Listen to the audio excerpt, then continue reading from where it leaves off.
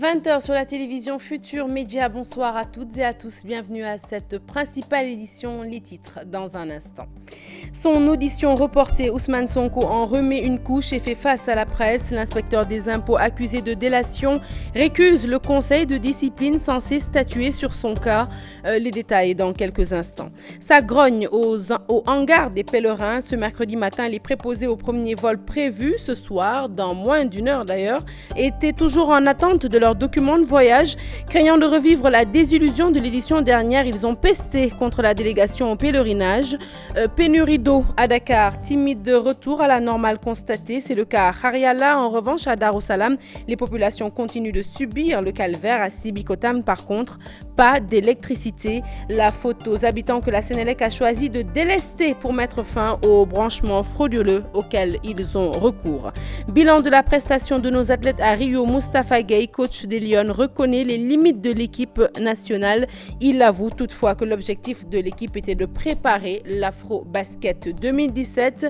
Et puis, quand la Tabaski mène à l'usure, c'est le dossier du jour. Nombreux sont les parents qui se retrouvent sans le sou au lendemain de la fête. Une situation due au prêt qu'ils contractent auprès des banques et des particuliers pour accomplir leurs devoirs.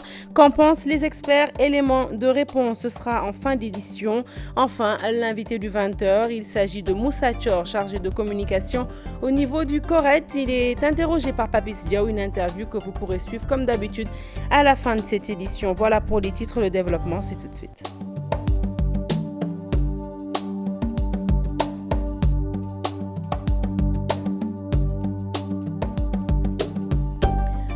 Rebonsoir à tous. Un journal que nous ouvrons tout de suite avec cet accident qui est survenu à Thiaroye. Un camion gros porteur quitte la chaussée à hauteur de poste Thiaroye pour se retrouver dans le décor. Bilan, un mort, une femme de 35 ans et 4 blessés. Les populations riveraines réclament l'érection de ralentisseurs dans cette zone réputée accidentogène.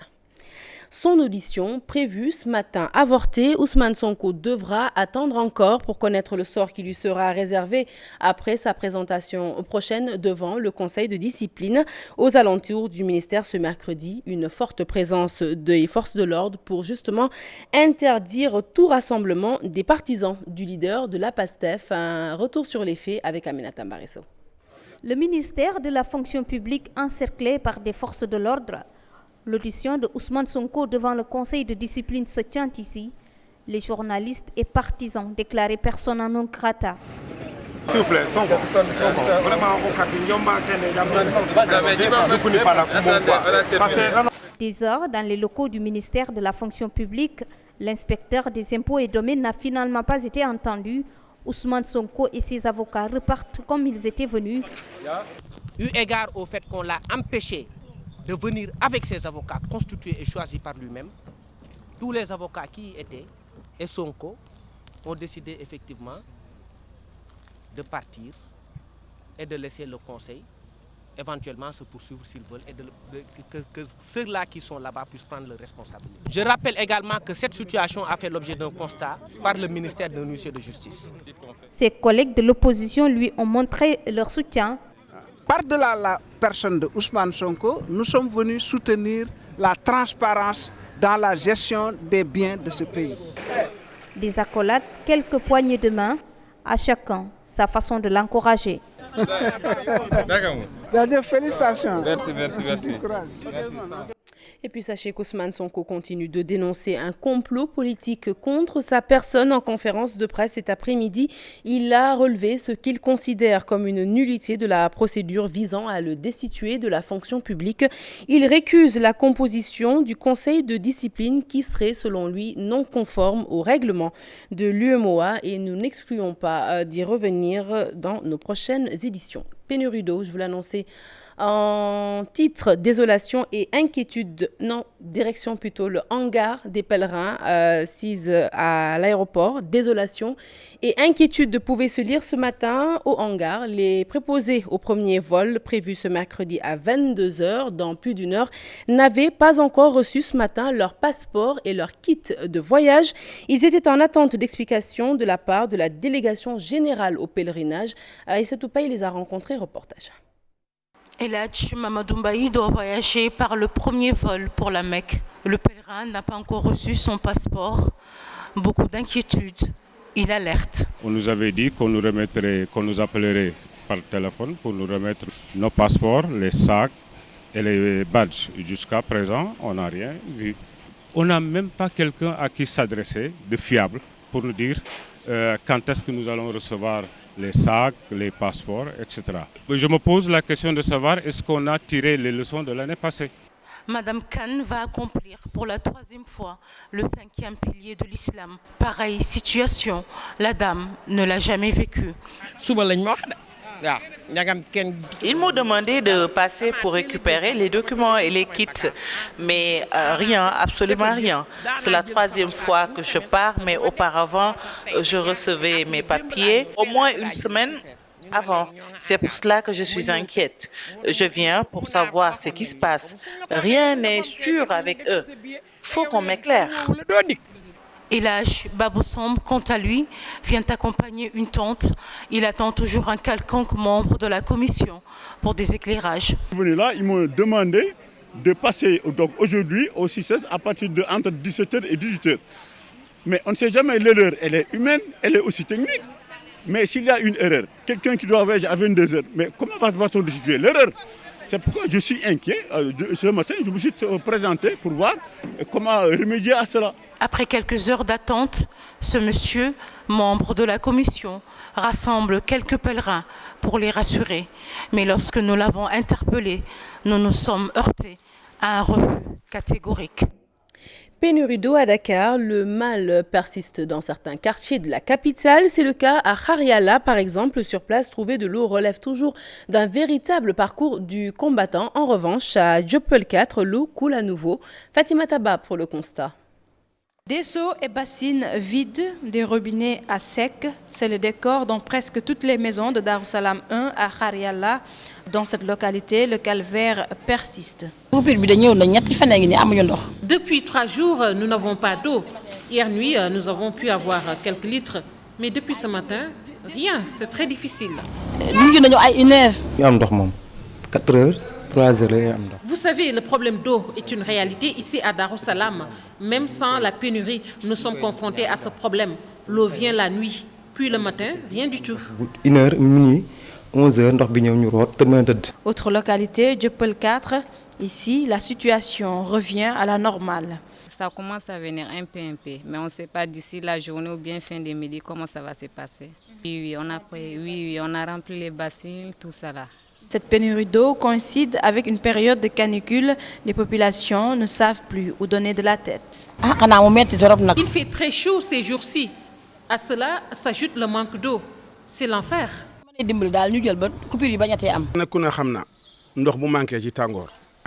À cette pénurie d'eau s'ajoutent les délestages. C'est un calvaire surtout en cette période de chaleur. Les autorités n'ont qu'à régler cette situation. Le manque d'eau à Dakar fait suite à un problème dans le réseau de la Sénélec. La SDE, elle, rassure, même si certains quartiers de Dakar sont toujours sans eau. À Sébikotane, en revanche, pas de problème d'eau, mais plutôt d'électricité. Des populations ont été délestées par la Sénélec. Des agents de la Société nationale ont effectivement coupé le courant dans certains foyers pour, disent-ils, mettre fin à des branchements clandestins, ce que les victimes ne veulent pas accepter, pour revoir par devers elles des contrats en bonne et due forme. C'est une correspondance une correspondance signée Ousseynou Thiam et Beradiagne. Le poste courant n'a plus de courant. Des agents de la Sénélec ont coupé les fils d'alimentation électrique des populations de cette partie de Sébikotane, plongée aujourd'hui dans le noir. Du côté de la municipalité, le maire parle de branchements irréguliers, ce que les populations ne peuvent pas comprendre pour avoir déboursé de l'argent. Si la Sénélec a ses raisons, et ces raisons sont justifiées. Ils disent quoi? Que tout compteur qui alimente une maison située à une certaine distance devient une alimentation irrégulière. Et c'est la raison pour laquelle ils sont venus et ils ont supprimé ces alimentations irrégulières. Maintenant, ils n'ont pas été avisés. Ok. Moi, ils m'ont averti avant-hier en me disant qu'on va venir. Mais ils ne m'ont pas dit quel jour ils allaient venir. Ces populations de Sébi Poste Courant et de Sébi Carrière promettent de saisir la justice afin que leur courant soit rétabli dans les meilleurs délais. Par ma grande surprise, je suis descendu à 16h. Arrivé chez moi, on m'a dit qu'il n'y a pas d'électricité. On m'a dit qu'il y a des agents de Senelec qui sont venus chez moi pour couper le courant. Et moi, j'étais abonné par une agence de Senelec. On a notre droit. On a droit à l'électricité. Pour te dire une chose, que les gens de Senelec s'arrêtent. Pour ceux qui sont rentrés ici, on avait des courants. Imagine-toi, aujourd'hui, on n'a pas d'électricité. On habite avec toute notre famille dans notre maison. Ils rentrent du gauche à droite. Maintenant, moi, je vais leur déclarer. J'ai des moutons ladoum chez moi. Plus de 10 millions. Je les mets en garde. Ces populations de Sébi Poste-Courant et de Sébi Carrière promettent de saisir la justice afin que leur courant soit rétabli dans les meilleurs délais. Allez, retour sur l'affaire Sonko. À présent, l'inspecteur des impôts continue de dénoncer un complot politique contre sa personne. En conférence de presse cet après-midi, il a révélé ce qu'il considère comme une nullité de la procédure visant à le destituer de la fonction publique. Il récuse la composition du conseil de discipline qui serait selon lui non conforme au règlement de l'UMOA. Mambiram Diouf pour les détails. S'il y a un conseil qu'il reconnaît, c'est bien ce conseil-là que Ousmane Sonko délègue au peuple. En transformant cette conférence de presse en une audience, le leader de PASTEF se défend, lui qui avec ses conseils se sont retirés des locaux de la fonction publique pour vice de forme dans la composition de ses avocats, ce qu'il conteste. Nous invitons toute la presse à se rapprocher des avocats, des professeurs de droit, de tous les praticiens pour savoir qu'est-ce qu'on entend par un défenseur de son choix. Un défenseur de son choix renvoie au principe de la défense ou du conseil. Mais ça peut représenter 1000 avocats ou 1000 spécialistes du droit qui viennent accompagner le mis en cause. Cette affaire n'a rien d'administratif, juste une cabale contre lui, dit Ousmane Sonko, qui relève ses manquements dans la composition du conseil de discipline de la fonction publique. Il doit y avoir 2 représentants de l'État, de l'administration, et 2 représentants du personnel. Or, dans le conseil de discipline qui me concerne, les 3 ont été choisis par le ministre de l'économie et des finances, membre éminent de l'APR, et le dernier a été choisi par le ministre de la fonction publique. Aucun des 4 membres du conseil de discipline n'a été choisi par les agents de la direction générale des impôts et domaines, ce qui est une autre violation flagrante et manifeste de la loi. Qui décrète d'abord la suspension. C'est le président de la République qui suspend. Et je rappelle que j'ai été suspendu par le DG des impôts. Ici, c'est le président de la République qui suspend et qui dit pour quel motif il suspend. Pour quel motif? Dans ma suspension, on n'a mentionné aucun motif. Et c'est le président de la République, dans le cas bien précis, qui fixe la composition du conseil de discipline et qui, dans cette composition, désigne ce qu'on appelle le rapporteur. Ousmane Sonko qui peut compter sur le soutien de ses camarades. Le secrétaire général du syndicat des agents des impôts et domaines le confirme. Elimane Pouy annonce d'ailleurs que d'autres centrales syndicales sont prêtes à les accompagner dans ce combat. Je vous propose de l'écouter toujours au micro de Mambiram Diouf. On a tenu une assemblée générale et tous les agents qui se sont prononcés et on est passé au vote pour demander aux agents de voter une résolution de soutien. Je crois sur 300 personnes qui étaient présentes, je crois qu'il y a 5 ou 10 personnes qui étaient contre. Rencontrez-vous des difficultés présentement, des pressions au plan professionnel? En ce qui nous concerne à titre personnel, non, on ne rencontre pas de difficultés parce que nous menons un combat syndical contre la politisation de notre administration. Mais votre assemblée générale a failli ne pas se tenir. Certainement, ça c'est les acteurs politiques qui s'agissent. On a réservé la salle de la chambre de commerce. Au dernier moment, on nous a invités à venir payer. Sur place, on nous a dit que la salle n'était pas disponible. Et le samedi, nous l'avons fait constater par un huissier. Certainement, les actions juridiques nécessaires seront menées justement pour faire réparer cela. Encore que dans ces activités-là, nous ne sommes pas seuls, parce que le lundi 22, nous avons rencontré l'ensemble des syndicats du pays. que ce soit des centrales syndicales comme l'UNSAS, la CNTS, la CNTS-FC, les syndicats d'enseignants comme le Grand Cadre, le SAEMS, Yanamar, le Forum du Justiciable.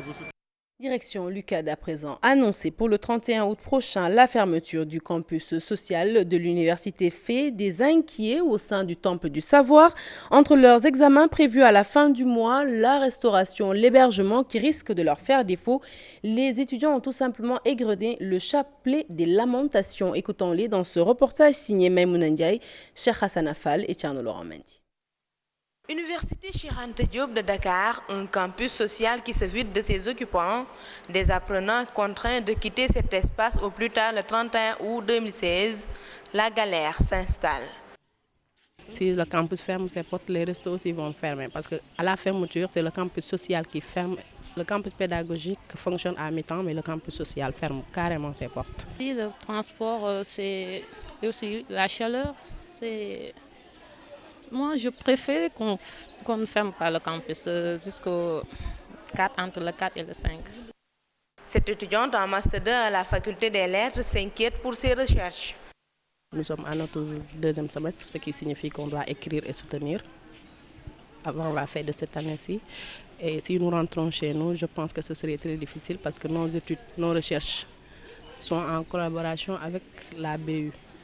Bibliothèque universitaire. Donc avoir accès à la BU signifie que nous devons être là. Et si nous rentrons chez nous, ce serait difficile chaque jour de quitter. Si cette personne habite à Kermassar ou Kermbaïfal, moi-même j'habite à Pikine et ce serait difficile de quitter tous les jours pour venir faire ses études et rentrer de suite. La solution, faire des navettes le temps des examens, des charges supplémentaires. On n'a pas encore fini avec les examens. Moi, en fait, personnellement, je dois faire mon examen le 31 et le 1er septembre.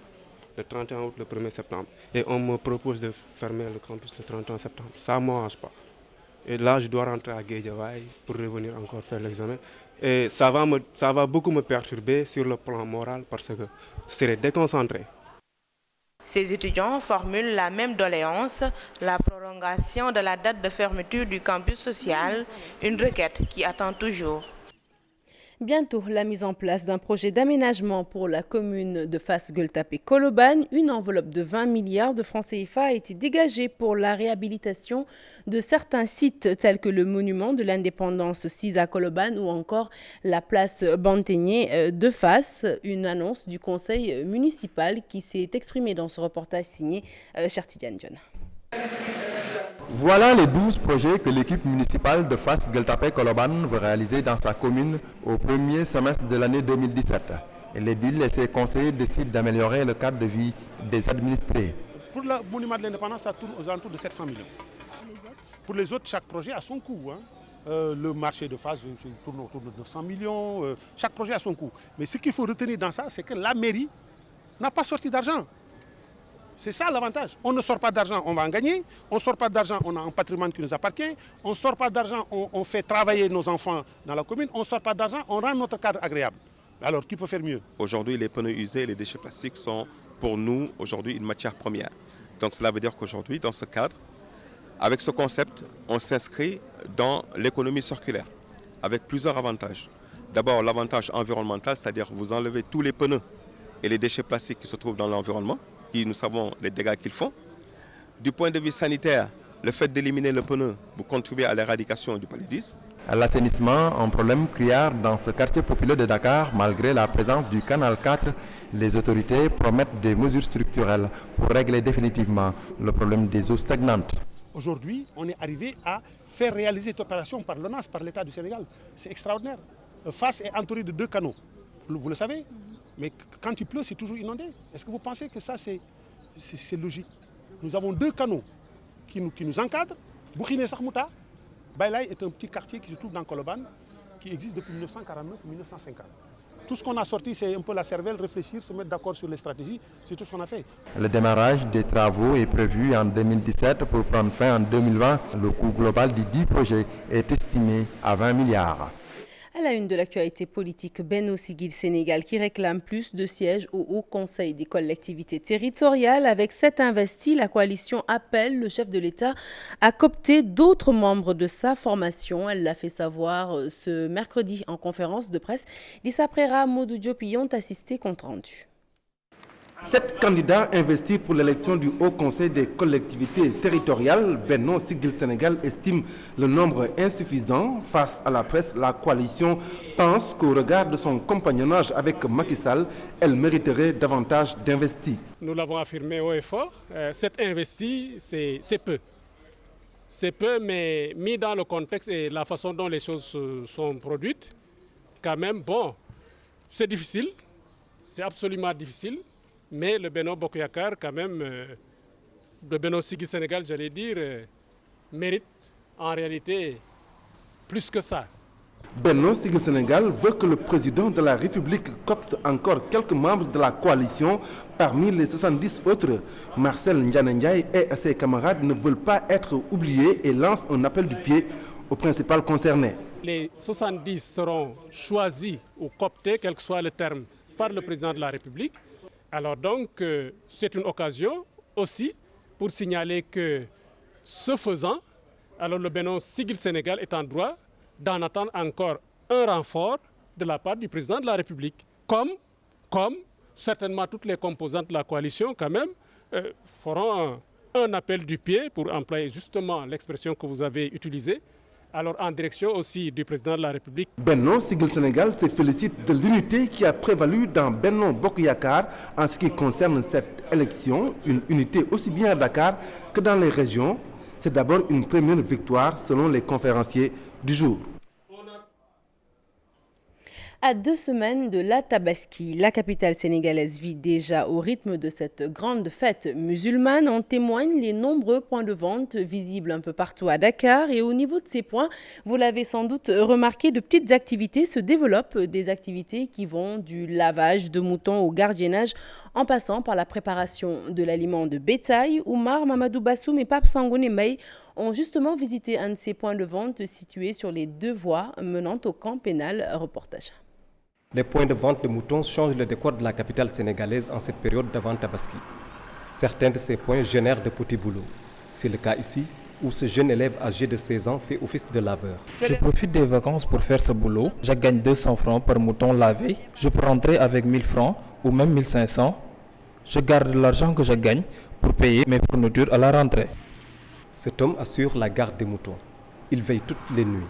Mais au matin, il sourit avec une rémunération qu'il juge satisfaisante.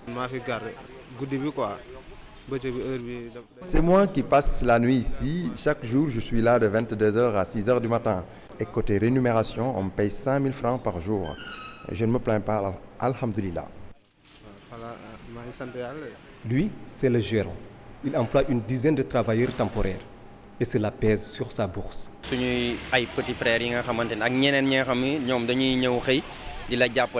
Nous employons temporairement nos petits frères et même d'autres jeunes. Ils nous aident dans le lavage des moutons. Certains s'occupent de découper les cartons qu'on mélange à l'aliment de bétail. Il y a beaucoup d'autres boulots ici. Nous tenons compte de ces petits frais quand nous fixons les prix. Je dépense en moyenne 30 000 francs par jour. Des petites dépenses au grand impact sur le prix des moutons qui varient entre 50 et 150 000 francs CFA, abordables selon le gérant. Mais pour le moment, la rareté des clients laisse la place à la discussion sur les faits divers, au grand bonheur des travailleurs temporaires. Allez, à présent, l'histoire assez originale de 2 férus d'Internet qui ont tout simplement fini par en faire leur gagne-pain. Ils s'appellent Doudou et Cher et créent un buzz fou sur la toile à travers leurs vidéos qu'ils postent sur YouTube.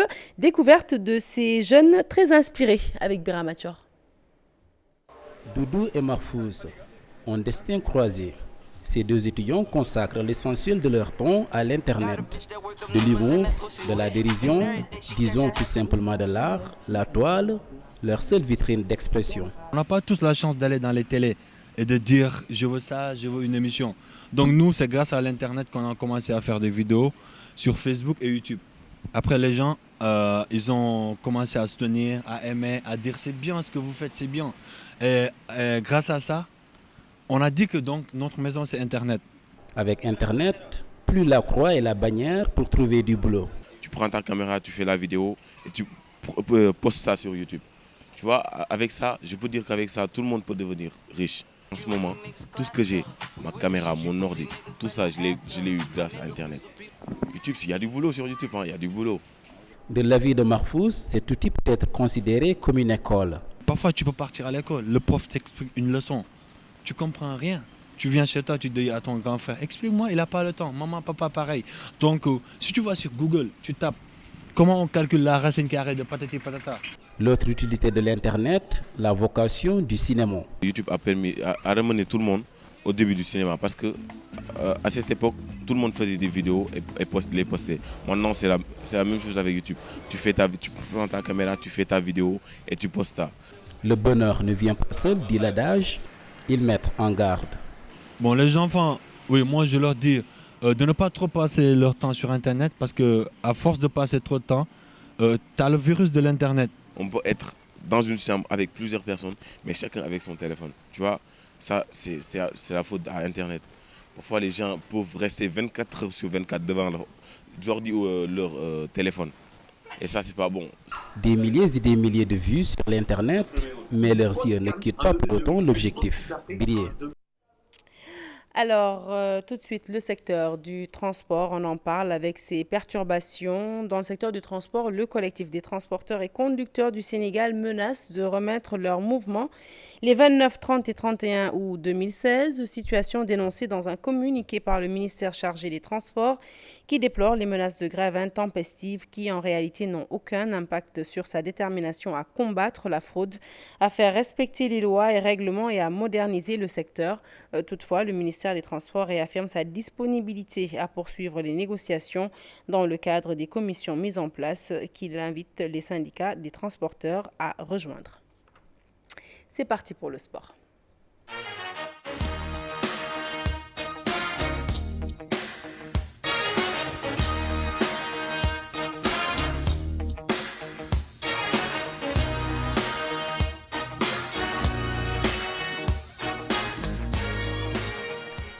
Un journal des sports que nous ouvrons tout de suite avec le bilan de la délégation qui a représenté le sport sénégalais aux Jeux Olympiques de Rio. L'entraîneur Moustapha Gueye reconnaît les limites de ses joueuses. Toutefois, il avoue que l'objectif était plutôt de préparer l'Afro-Basket 2017. Par ailleurs, le coach a apporté des éclairages sur les primes de participation annoncées. Il s'agit de 10 millions pour les athlètes qui compétissent en solo et 3 millions pour les athlètes qui évoluent dans les clubs. Fatki Nedem, Alsan 6, Mohamed Dian pour les détails. 5 matchs disputés, autant de défaites, la prestation de nos Lions du basket à Rio. De retour à Dakar, le coach Moustapha Gueye tire le bilan. Le jeu au niveau mondial, il est extrêmement rapide, très rapide. La moindre erreur défensive, tu prends un tir à 3 points. Les équations tactiques sont multiples. Alors nous avons vraiment besoin, cette équipe nationale du Sénégal, elle est perfectible. Elle a un potentiel réel, mais je pense que pour aller dans des compétitions comme les championnats du monde, les Jeux Olympiques, elle a besoin d'avoir des occasions d'aller vers le monde, de jouer contre les meilleurs. Des critiques sur l'âge avancé de certaines basketteuses. Pour l'entraîneur, l'expérience prévaut. États-Unis, c'est une moyenne d'âge, mais c'est des filles de 37 ans. 35 ans, 37 ans, c'est la moyenne d'âge pour l'équipe américaine. Et elles sont rapides sur le terrain, les joueuses. Ici, par contre, les plus âgés sont entre 30 et 31 ans. Il ne faut pas qu'on les oblige à arrêter. Avec leur expérience, elles peuvent vraiment aider la relève. Parmi les difficultés, les conditions de voyage. Difficile. Et ça, vraiment, je tire le chapeau aux joueuses. Pendant tout le trajet, vous n'avez entendu aucune joueuse se plaindre. Elles étaient à l'aéroport, assises à même le sol, certaines couchées. Moi-même, on m'a nargué avec une photo où j'étais complètement fatigué. 10 millions de francs CFA, la prime annoncée pour chaque athlète sénégalais. Des éclairages à ce propos. Nous avons dit que l'athlète a 10 millions. Nous aussi une famille. Donc, c'est une famille. On a dit que chaque athlète a reçu 10 millions. Il faut vraiment préciser là-dessus. Cela concerne juste les sportifs individuels. Pour le basket, c'est 3 millions comme prime de participation. 3 millions comme prime de participation. Revoir les conditions de préparation pour aller plus loin au niveau mondial. Encore du travail à faire. L'autre défi à relever, gagner haut la main l'Afrobasket en 2017. Et nous restons sur les parquets pour parler cette fois-ci de transfert. Sachez que le meneur de jeu de l'équipe nationale du Sénégal de basket international sénégalais, en l'occurrence l'intérieur Abdoulaye Ndoye.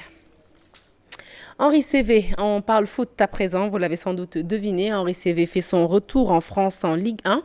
Le milieu de terrain international sénégalais a été prêté pour 1 an à l'AS Saint-Etienne par son club anglais Newcastle United. Espérons que ce transfert va lui permettre d'avoir du temps de jeu en vue de la CAN 2017. Si Cévé revient lui en France, un autre international sénégalais quitte la Ligue 1 pour le championnat suisse. Il s'agit de l'ancien milieu du FC Nantes, Rémi Gomis, qui rejoint le FC Ville. Le dossier du jour à présent, les pères de famille qui nous regardent ce soir ne nous démentiront certainement pas. Tabaski rime avec dépenses et à l'approche de sa célébration, c'est la ruée vers les banques à la recherche de prêts. D'autres moyens de trouver de l'argent sont également exploités par ces pères de famille qui n'hésitent pas à emprunter des fois chez les particuliers et à un taux très élevé. Résultat, lendemain de Tabaski souvent très difficile pour ces derniers qui peinent à rembourser quand Tabaski mène à l'usure. C'est le dossier du jour, il est signé Maïmouna Ndiaye.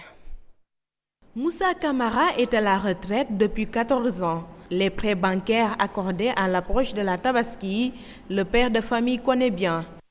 On faisait des demandes de prêts. Les prêts pour les fêtes, là, 250 000 francs, ça permettait d'habiller les enfants et acheter un mouton. Le fonctionnaire à la retraite, victime d'usure, ne regrette rien aujourd'hui. J'ai des enfants. Il y a des enfants qui se démerdent. Comme d'habitude, les gosses vont faire leur possible. Moi, je vais prendre ma retraite. Ce salarié, quant à lui, prend les devants. De la tontine en passant par l'épargne, il ne veut pas de surprise. Sitôt que la Tabaski est passée, moi, ce que je fais, c'est les tontines. C'est peut-être une petite épargne que je fais à côté. Donc c'est ça que je fais à Tabaski. Parce que c'est une fête quand même qui est vraiment dure. Face à la pression familiale, certains responsables deviennent des victimes d'usure. Pourtant, la législation prévoit une peine pouvant aller jusqu'à 2 ans et des amendes. Le taux d'usure étant le taux effectif global dépassant de plus de 2/3 le taux maximum des intérêts débiteurs que les banques sont autorisés à appliquer à leurs clients à leur concours. Le taux est de 15,5%. Tout taux qui dépasse 25,80% est considéré comme usurier. La loi réprime ces faits, des peines qui peuvent aller de 2 mois jusqu'à 2 ans et des amendes. Une des recommandations de l'islam à suivre, dépenser selon ses moyens. L'islam appelle à la tempérance, à la frugalité, à la sobriété. Donc que ce soit les actes obligatoires comme la prière, le jeûne, etc. Que ce soit aussi les célébrations comme la Tabaski, la Korité, n'est-ce pas, respecter les enseignements de l'islam, c'est rester dans la mesure de ses moyens. Parce que ce n'est pas, n'est-ce pas, nos vêtements, la taille du mouton, etc. qui atteint Dieu. Un verset le dit. Pour ce qui est de la Tabaski, il y a un verset du Coran qui dit ce n'est pas la chair des moutons que vous égorgez, ni le sang qui va atteindre Dieu, mais la crainte révérentielle. Approche de la fête de Tabaski, éternel problème pour les salariés. Des victimes d'usure au tribunal, d'autres particuliers se laissant tout simplement berner par certaines structures financières. L'imam de la mosquée du Point E pense que le problème est maintenant d'ordre sociologique. Par conséquent, la sensibilisation des pères de famille est un impératif. Pour se quitter, ces images du centre de l'Italie qui s'est réveillé dans la torpeur avec ce séisme de magnitude 6,2 sur l'échelle de Richter qui a foudroyé cette partie du pays de Matteo Renzi. Le bilan est lourd, 120 personnes ont péri et près de 400 autres blessés. Le bilan n'est pas encore définitif. De nombreux immeubles se sont effondrés. Des habitants très touchés s'organisent en secouristes pour fouiller dans les décombres dans l'espoir de retrouver des survivants. 18 secousses ont été enregistrées, dont 3 fortement ressenties jusqu'à Rome. Elles auraient provoqué d'importants dégâts matériels. Voilà, fin de ce journal. Merci de l'avoir suivi. Prochain rendez-vous de l'information, le tout en images à 0h. L'info qui continue sur votre site www.igfm.sn.